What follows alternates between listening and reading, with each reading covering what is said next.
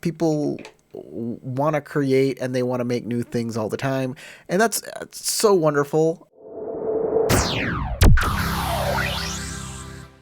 And I wish, like, our copyright system here was a little less stringent so we could all kind of engage with these IPs. One of my biggest... We can privately. Yes, we can do whatever we want. Well, here's the thing. Sell it. Is like a convention where you're running a Star Wars game against copyright because Star Wars isn't getting any money and you're presenting their world in a non-parody like manner and letting other people enjoy and be a part of that story, much like a video game. If you charge... If you only refer to Darth Vader as Dark Helmet, I can guarantee you'll get away with it. But, Spaceballs, the but RPG. No, conventions do this all the time. These games explicitly want you to create your own stories. Yeah, they do. And if you share those stories, is that against copyright? It shouldn't be. I don't think it is at a convention if you're using the Star Wars books. I think they might say something if you use Star Wars IP and then run it in GURPS.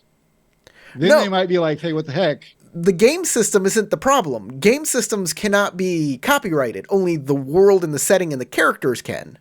Right, which is why I'm saying if you're using the Star Wars books, then I don't think Disney would care because you paid for their books so that you could do that.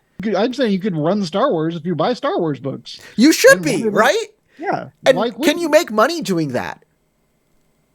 Yeah, but I've never heard them say you can't.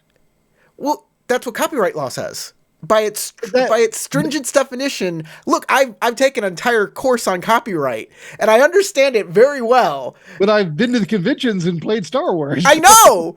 And that is technically against copyright, but nobody cares. It's a weird place in copyright that isn't actually... It's technically you can't do it, but nobody enforces it. And because role-playing games... for them to enforce, because it's still you advertising their product, even if you're getting paid by the convention. Why do you think Critical Role has moved away from Dungeons & Dragons? Oh, well, yeah. Also, they don't like Dungeons & Dragons being able to say yes or no, you can't use this, you can use that. Oh, and we want to make money off of you in our D&D Beyond apps. And they're like, nah, we're good. And also, we have this new idea, Candela Obscura, and I read that system. It's whack, but it looks fun. There are things in Dungeons & Dragons that are Dungeons & Dragons. You can't use the CRD for it, like Mind Flayers and Beholders. They were created by Dungeons & Dragons. They're part of their IP.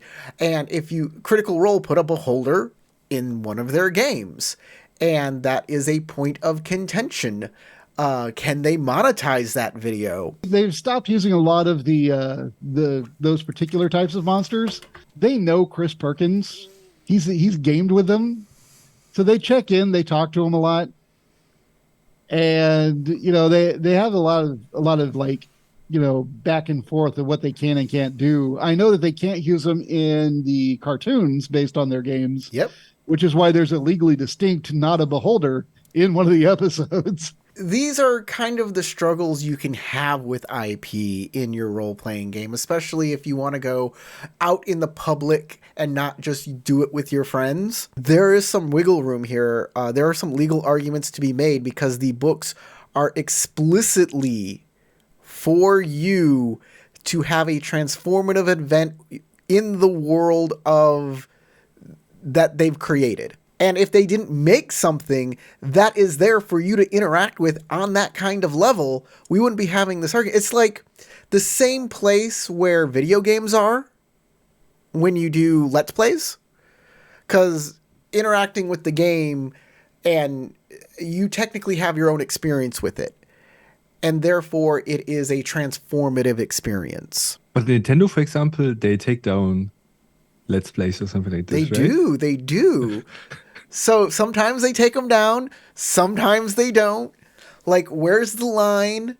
And a lot of these little creators, they don't have the legal muster to fight back or the will to fight back. Where does that leave fan projects like My Shadow Empire, when I publish the adventures, even though I have taken their stuff and wholly transformed it. I think it is definitely a transformative work. But because it's not a interactive live stream and is just a published book, it's not going to fly. It just won't. And I have to give it away for free on my Patreon.